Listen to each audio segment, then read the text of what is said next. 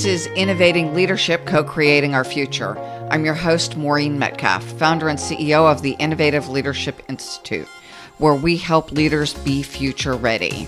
Today, Helle Bank Jorgensen, CEO of Competent Boards and #1 Amazon best-selling author, is helping us on that mission.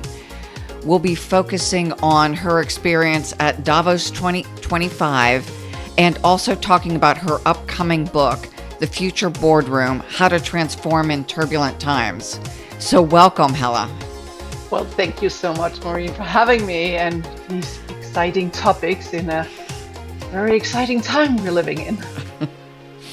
So turbulent times certainly describes it. Let's start the conversation with you attended Davos and you presented as well, correct?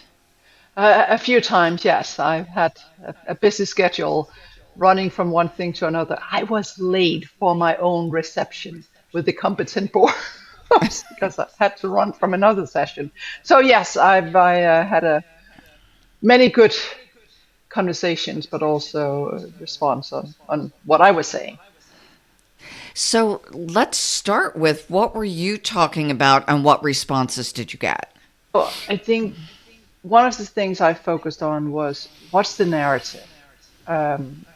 Just to give you, I gave away the CSO, the Chief Sustainability Officer Awards. That was Monday, the same day as I was late for my own reception because I was at another event.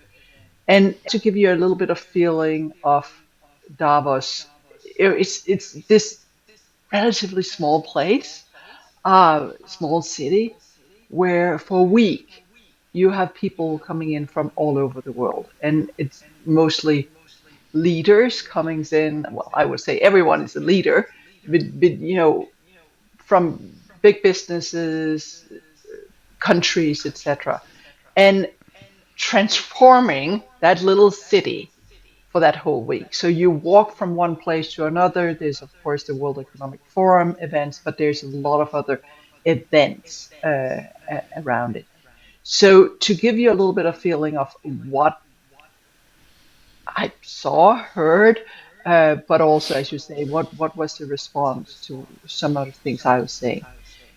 It was that we are in a fragmented world. If we looked at the different sessions, some were very much focused on AI. A lot had AI as a part of it.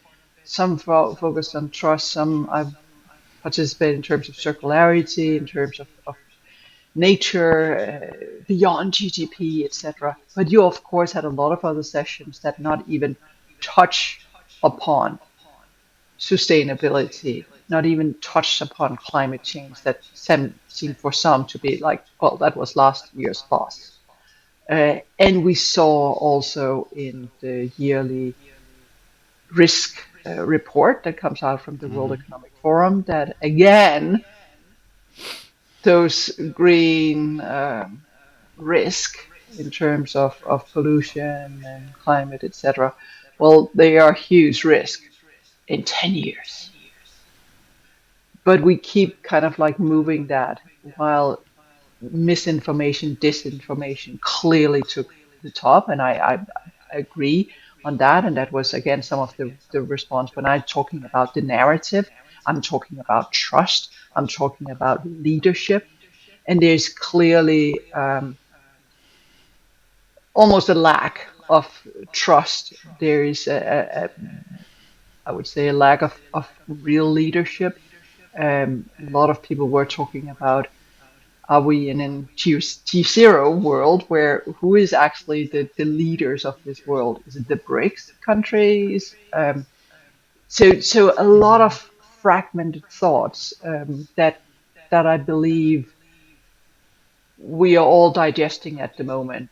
And I think we are all in a situation where we are listening to our own news and not necessarily what's happening in the rest of the world.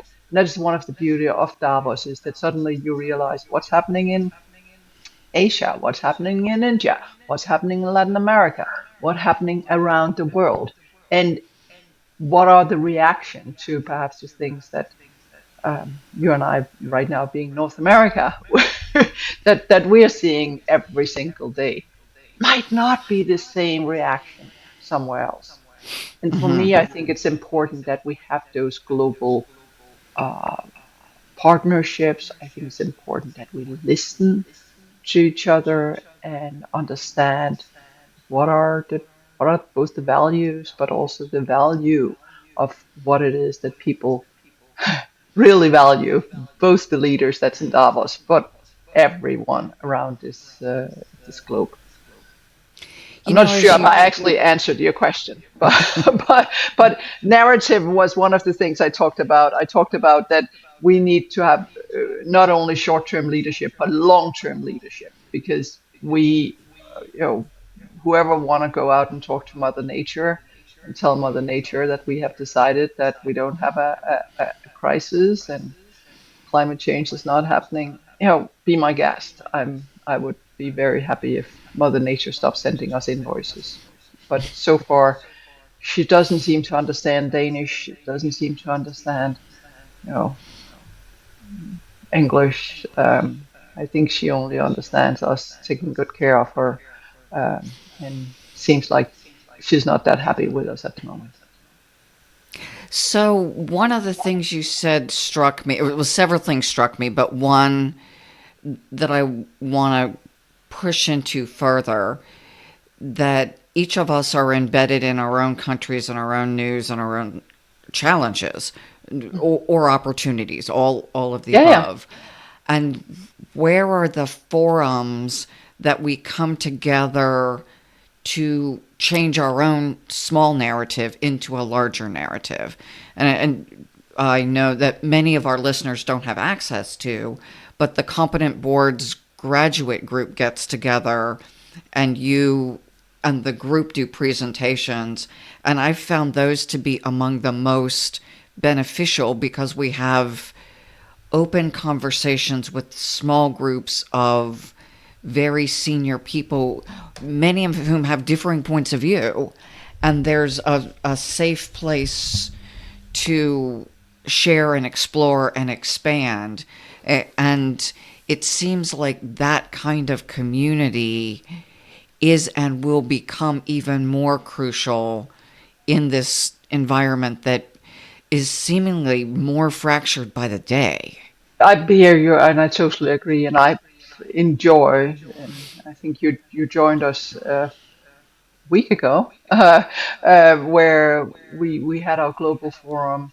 And yes, you get people on with us from New Zealand, from Australia, although it's middle of the night there, when we had that session of Hong Kong, China, India, Singapore, Africa, South Africa, North, kind of like Europe, Latin America, North America. So yeah, you have all continents. Well, I guess apart from Antarctica, but and you get the information right there where they are right now.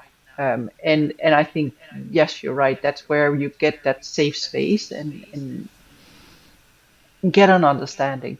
And yes, so I very much enjoy our global competent boards forum. And yes, you're right. We should have many more people that are joining and getting the value of those connections. Well, and for those who aren't Competent Boards alumni, the invitation for people to seek out those multinational, multicultural opportunities, because it is so easy in both a fractured world and what seems like busier and busier lives that the fracture is creating more activity that we need to attend to. And how do we do that in a way that allows us to tie in your short-term and long-term perspective? It's so easy to get sucked into the chaos that we're experiencing right now. And I assume people from around the world are experiencing their own variations of lack of certainty creates risk and creates a lot of activity to mitigate the risk. Yeah, and unfortunately, we have a lot of people that are reacting instead of responding, and instead of looking into the future. And yes, I mean, for those that are listening to us and say, "Oh, I did not know that something like that existed. Can I join?" I mean, please reach out to me on LinkedIn. I'm sharing a lot on LinkedIn, and of course, also reach out to me in terms of competent boards. And we are, I really think it's getting more and more important to have those safe fora where you can understand what's going on and listen also to other points of view. Because unfortunately, there's a lot that's speaking in echo chambers, and the air there might be thinner and thinner. So let's get some oxygen. I can't even say that word. Some fresh air in the room. Well, and that addresses also the World Economic Forum risk report and the mis and disinformation. And Yeah. having one-on-one or group conversations with folks experiencing a different perspective in the world. Totally right, and that's one of my takeaways. You just reminded me here when we talked about trust. The Edelman Trust Barometer is another thing that comes out every year, and I have the pleasure of joining every year for the morning briefing on that, and I always enjoy those sessions. One of my aha moment this year were when we talked about also the younger generation. And hey, I have my own daughter, so I should know.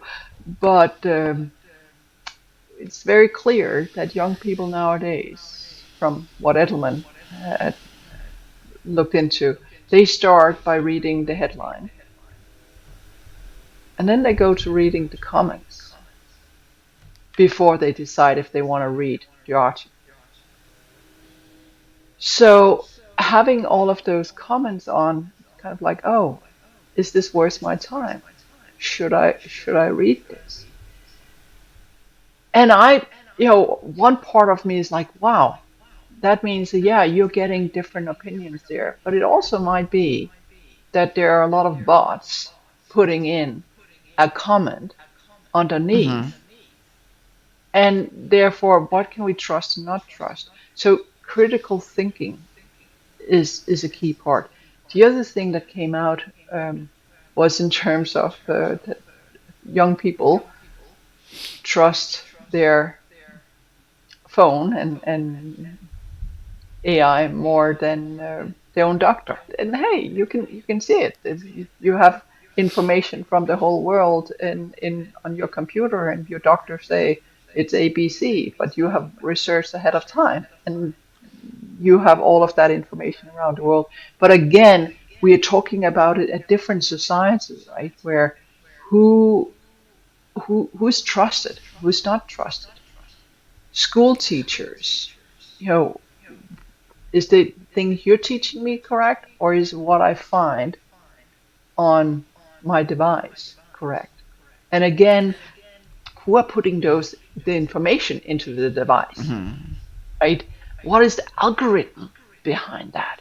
So to me, AI governance is starting to get really, really, really high on that list, and I fear that if we companies that don't start looking at the AI governance really will have risk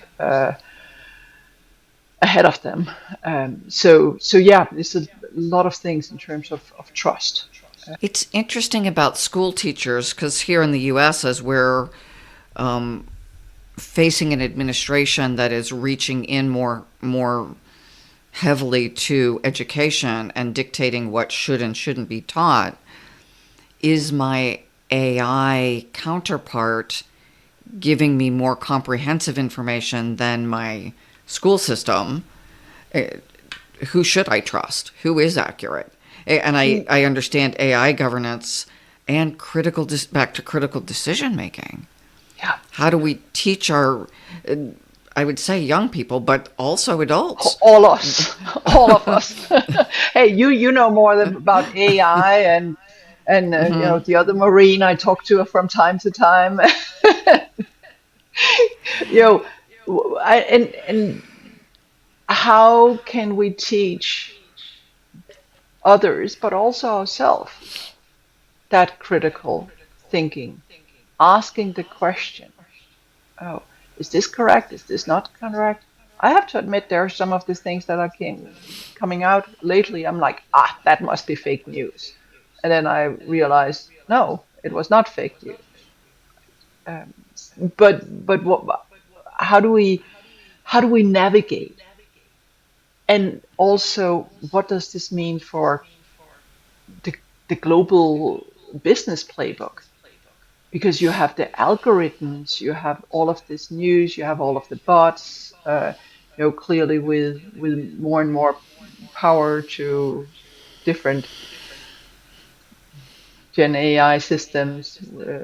When you start to have more power behind that, when you start to have I forgot totally what it's called, but where we kind of like go exponential, there's just going to be more and more, right? Uh, and how do we navigate in that? It's huge opportunities. There's no doubt. I mean, it sounds very negative. There are so many opportunities, but are we going to let us be in charge as humans, or are we going to and have a co-pilot, or are we going to let someone else be in charge of our decisions? And I think we really need to have that conversations in the boardroom, in the companies, around the kitchen table with our kids um, right now. So, in a boardroom and in an executive suite, what questions should we be asking about the role of AI and AI governance? Because to your point, it will accelerate basic productivity. It could be a different, in my field of consulting, I use it Mm-hmm. a lot.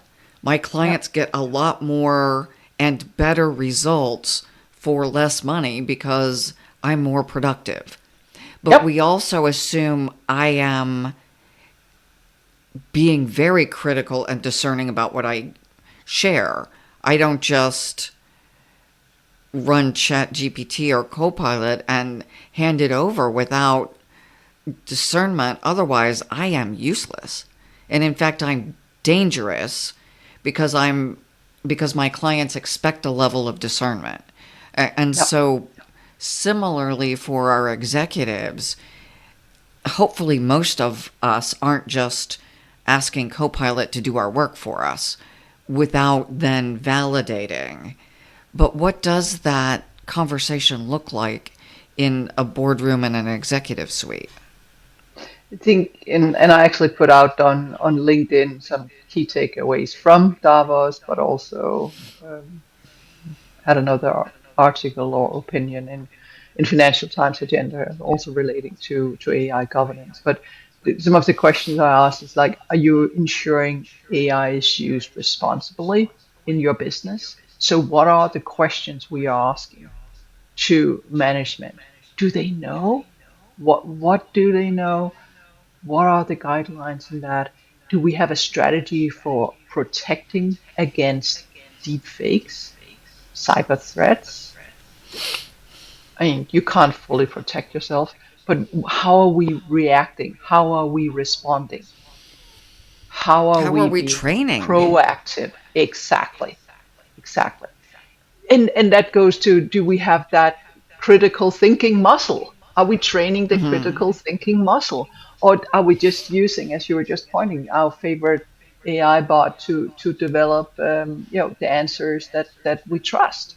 And that's the danger. And then of course with all of this comes energy security, data security, ethics, governance, and clearly in a world right now where our data centers use more and more energy because we all using AI in different ways. Well, what does that also look like in the future? Okay, now you have from the new Deep Seek. DeepSeek, right, where it seems using actually much less energy. So maybe we are not in a situation where we need as much energy to power our AI. But what does that mean, right? So you want to have data security. You also want to have energy security. If you're trusting AI to tell you how to operate on a patient, well, the hospital probably will have a generator should power go out. But what happens if the AI system blacks out and you're in the middle of an operation, right? Can we then go back to, oh, we trusted the doctor to actually do what needs to be done? Or have we at that point been so, well, we just look at, what it is that AI tells us to do? Well, and robotic surgery may be similar. I don't know enough about the specifics about how it operates, but presumably there's a pre-programmed Yeah. process. And I assume doctors are also monitoring and correcting. And that is true. I'm just looking a little bit further ahead, right? And you can look at it in all different industries. Look at lawyers. Hey, I'm a business lawyer. I'm an accountant, right? But you can. There's so much. It's the same as you're saying. There's so much that you now have AI to help you with. But who is training the new Marine? If you're kind of like looking at the partners in law firm, for example, well, now do they need all of these young people that normally had been trained to do all of the different things? Well, perhaps not as much. At least if we do it, it's a bigger cost. But what happens in X number of years where partner X decides to retire? Do we then have number two to take over? Or are we now relying on only AI systems that perhaps perhaps do not have that critical thinking? So I just want boardrooms, I want leaders to think, a step or two ahead and saying, what are the consequences of what we are doing right now?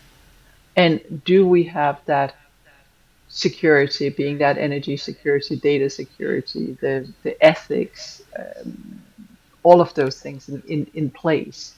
So we, well, the governance, right? So we can continue be a trusted business or trusted person. I'd add one to that, and that's water security.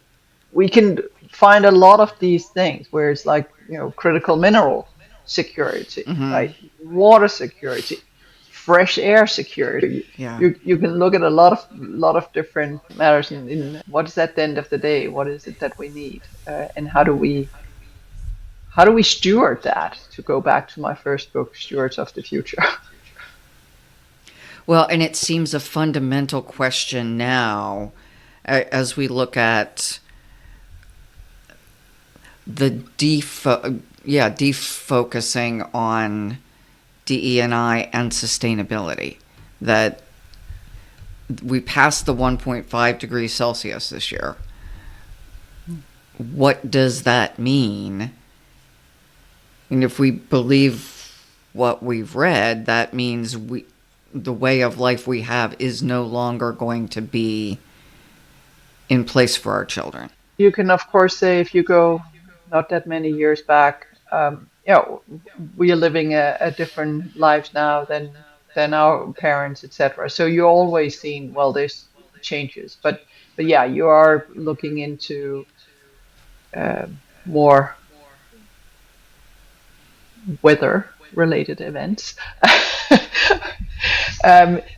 Just ask the insurance companies, right? It's happening around us, unfortunately, all the time, and we need to adapt, and we at the same time need to mitigate. Uh, as one person now many years back said to me, well, it's a question about suffering. You can pay now and suffer a little bit now, or you can pay with interest rate much later and suffer much more. And I think we as humanity might have been waiting a little bit too long. So we are paying, and we all paying right now.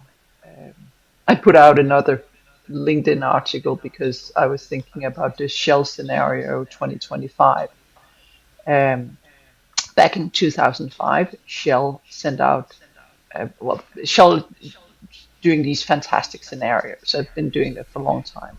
And they sent out these scenarios 2025, and it had three different worlds looking into, and one was kind of the very prosperity, and we all live together, and I think it was called Open Doors, cooperation, transparency, sustainability, the world we want, if you could put it like that, if you ask me. Then you had a low trust, globalization, fragmented but compliance heavy world where trust is scarce and risk dominates. And then you had the last kind of like scenario called flags, future of nationalistic self-interest, regulatory fragmentation, and climate inaction. In that scenario, it's also that Europe breaking up, and we're seeing other things that's happening. And I remember, I looked at the scenarios back then, and my honest comment was, "Oh, why are we not talking about Africa and the demographics in Africa? There will be more young people."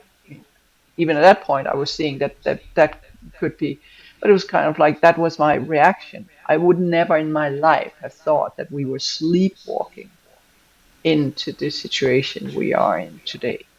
But yeah, here we are, right? We are in a situation where it's not collaboration. It's a different kind of world. But unfortunately, as we talked about before, it's one player we really haven't gotten on our team in any way, and that is Mother Nature. So, and she's stronger than the most of us. Well, and one of the things I remember from the Future of Jobs report was climate refugees. That we are facing migration. And I'm in Columbus, Ohio, and we're seeing businesses relocate here in part because of stability of energy, stability of water, fewer hurricanes, no forest fires, just a place that is safer to locate a business than several other states. And I And assume we will continue to see big investments because these are 10, 20, 30-year investments. that's exactly it. And I think that also goes when we start talking about, energy and energy security, where, we need to look not 2 years ahead, but 10, 15, 20, 50 years ahead. And where do we have water if we start talking about, different energy, uh, nuclear? We need some water, right? Where do we have water? Where do we have too much water? So it's underwater. Where do we need it at all? Because there are no people living in those places because it's too warm or flooded, or it's just so many questions that needs to be looked at now so we can plan instead of waiting to see what's going to happen. So we need to have those scenarios. We need to think long term, and that's getting to mention my upcoming book, The Future Boardroom, and how to transform in turbulent times. We're definitely living in turbulent times. I think we all know that. We are in a situation where the boardroom 24/7 have to look at what how we're going to hopefully not react but respond, hopefully proactively discuss. And so when I put out together wrote, the Future Boardroom, was very much looking at where do we, all of these transformations that's happening around the world. What about the boardroom? How can we get to a boardroom that are, also transforming to the boardroom of the future? What will it take in terms of committees? What will it take of the chair? What are discussions that we need to have around the boardroom table? Should it be around the boardroom table? Right? People that say, well, do we need directors at all? I'm going like, yes. I mean, this is the fiduciary duty. This is kind of like the oversight, especially at a time where we also have CEOs that are not staying on as long as they used to. I mean, so the board or directors are the only real long-term governance, right? And if we don't have competent board that have the right qualities, how can we expect them to make the right decisions on what should this company look like in the future? How do we transform the company? So that's in terms of the book. I'm very eager. I'm getting a lot of very very good advanced praises for the book. Some saying it's better than Stewards of the Future, which of course Which is one hard of to those. believe. Yeah, thank you. Not really sure if you should kind of like criticizing my other channel, but No. It's that the other one was so good, it's hard to top it. How's that? so yeah. As I think about just things I read this morning, that there's a lawsuit against the board of Target for their prior DEI policies and how they didn't appropriately represent the risk. And yet, reading something else from the World Economic Forum talking about the business benefit, bottom line value to good DE&I practices. So we've got strong research, and yet we've got activist boards that, if nothing, even if these suits are completely crap, they're still taking the attention of board members away from governing the company.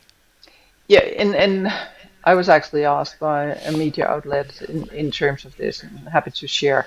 It's I said we have three different reactions, and the first reaction from companies where the boards have not had the time or taken the time to actually discuss the big why. Why are we doing this in the first place? What is the best benefit of it?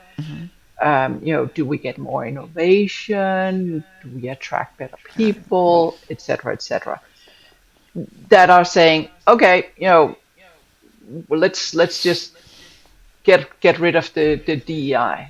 And as I'm saying, well, I think yes, they should get rid of their DEI because clearly it's not been something that's been discussed. It's clearly more PR exercise that have been going on.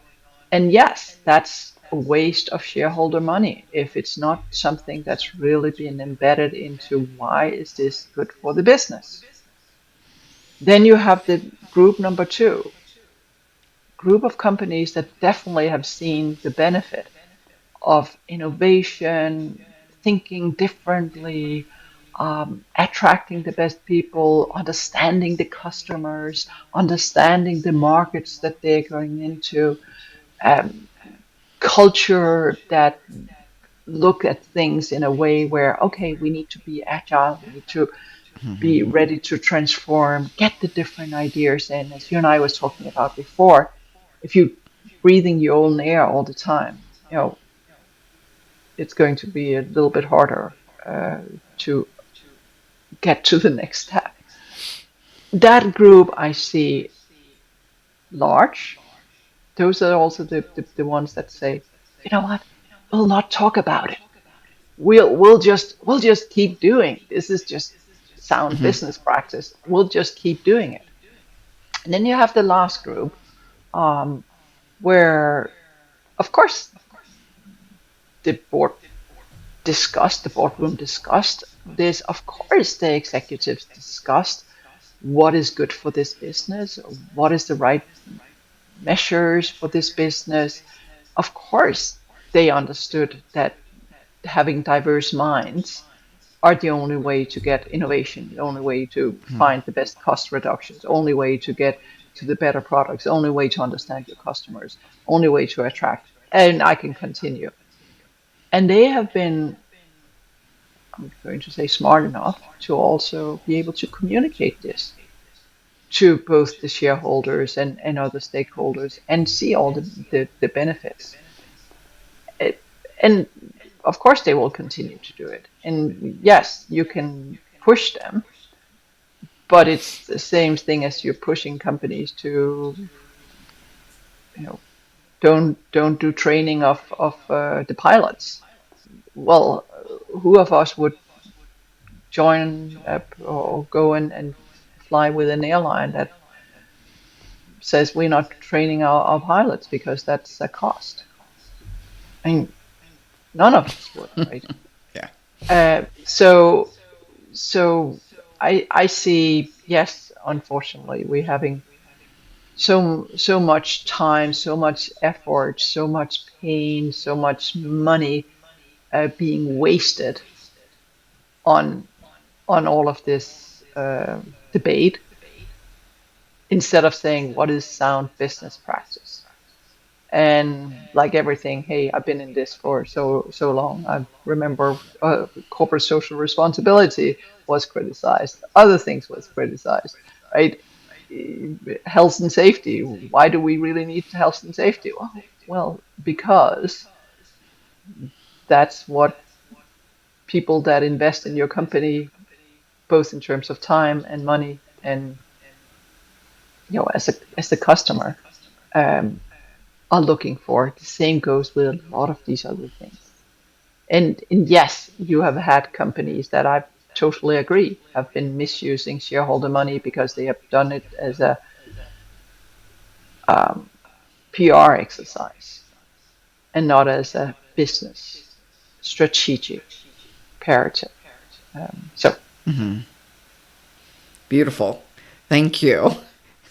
So let's talk more about your book. Sorry, that was a slight diversion and an illustration of the point that I think you're making in the book and of the challenges that boards are facing that seem to be more prominent now and probably will continue to be more prominent. yeah, and some of the questions I ask in the book would be, what will be the purpose of the board of the future? Who should be around that boardroom table, and what skills should they have? How many should we have around that boardroom table? What will shareholders, employees, suppliers, customers, society expect of the board? And how is the board supposed to deal with the expectations? Just back to what you and I just talked about. There are so many different expectations right now. Unless that boardroom and the executives have really discussed the issues, they're just going to be like, oh, let's go to I have to not say left and right. Let's go to one side and then to the other, right? And instead of, this is what we do. This is the purpose of the business. This is the purpose of what. This is how we are selling our products. This is our business case. This is our business. Shareholders are paying board directors and executives to lead that company to be the best company it can be and give them the best return on their investment. Employees are joining companies that where they expect that they can get the best return on their investment, which is their time and their money, right? In terms of getting, et cetera, et cetera. So you just have all of this, and clearly the insurance industry at the moment, I see really looking at companies and how what kind of companies can we insure? Where are they in the world? What's the future? And then I also discuss how should board members use their influence within their company and in society at large. I believe that we as board directors have a responsibility of leaving the company better than when we found it. I think we have a responsibility of leaving the society that business is part of, and give that company air better than we found it, because otherwise we are not leaving the company better. And then I'm talking about how should we harness the potential of evolving technologies like artificial intelligence that you and I talked about, and how can boards work better. I have interviewed also for this book a lot of amazing leaders from all over the world, and know, discussing how do they see the future boardroom. How can we work better as directors? What's the role of the chair?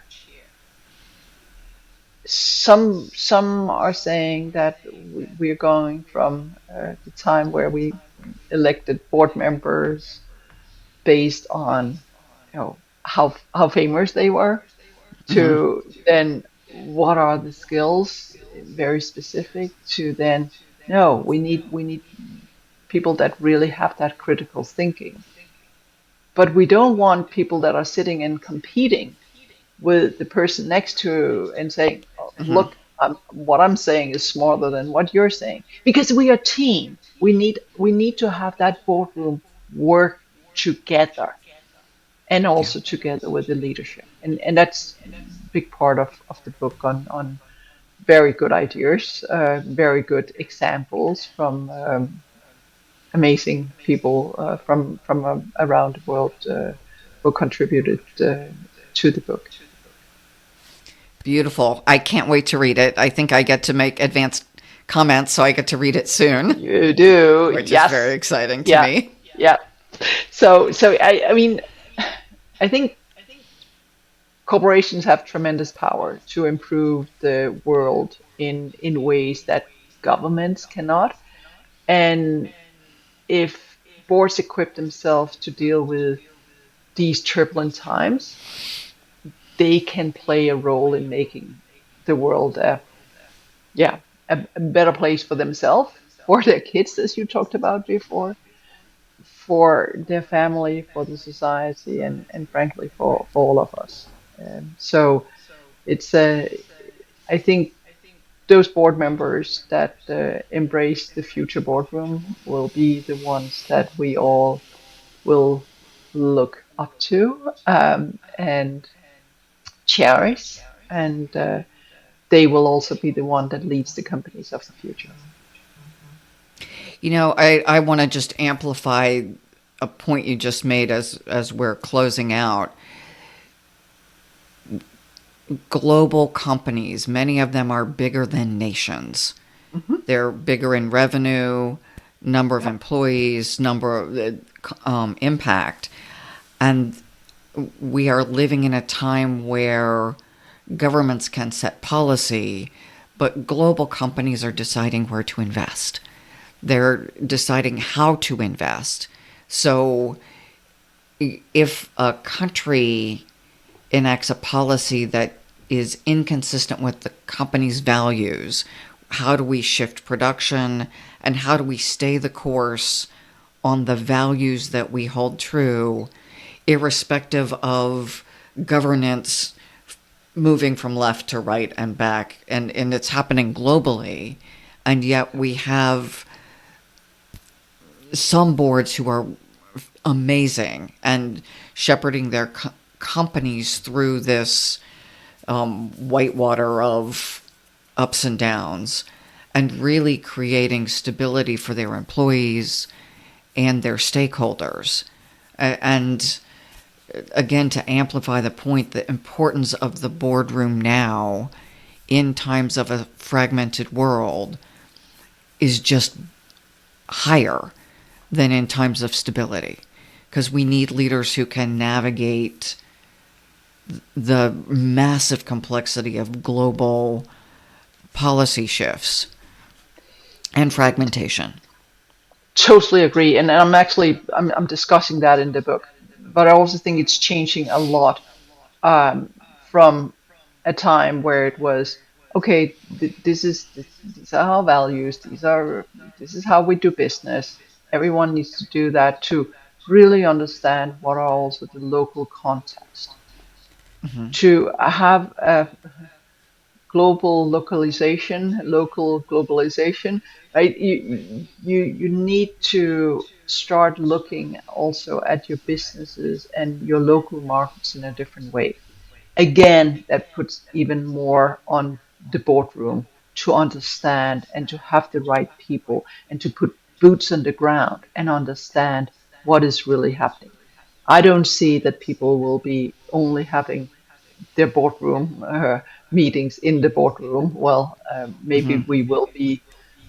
I'm making a little in the book in terms of how are we going to have robots around the boardroom? Are we going to just have a bot that is basically we can sit and discuss with all the time and not having discussions individually? I don't hope that that is going to be the future, because then it's the bot making the decisions and not us. And at the end of the day, the dough and the insurance. I'm not sure if a bot can have an insurance policy, perhaps, but it will be hard to put a bot in a person, perhaps, right? So and saying so there are lots of things to dive into, and as I did in Stewards of the Future, I end each chapter with 10 questions to kind of like for people to board directors and others to reflect on and say, maybe we should think about this and evaluate what are we doing and what could we do better. So, Helle, when does your book come out? So we're probably looking at May for some of that, but I think we will have the ebook and the audio book ahead of that time. We will Beautiful. Thank you. But it can be pre-ordered right now on Amazon. So please go and find the Future Boardroom: How to Transform in Turbulent Times, and pre-order on Amazon. And on Or in your Audible. or in your bookstore. They're also in bookstores. Okay. And where would people find out more about you, about Competent Boards, and about your book? On www.competentboards.com. And I'm very active on LinkedIn, so you can also find me on LinkedIn, Helle Bank Jorgensen. And clearly, in terms of the book, it's, as I just said, it's up on Amazon. I already seen it's in bookstores for pre-ordering, including in Australia. So different places on yeah. Beautiful. But the Thank you. our website and LinkedIn probably and of course the pre-order on Amazon. To our listeners, thank you. Thank you for continually engaging in these conversations and using what you are learning to become future-ready leaders, leaders who will demonstrate critical thinking and move us into a better future scenario than what we see possibly unfolding. Thank you, Helle. Well, thank you so much. As always, I enjoy these conversations.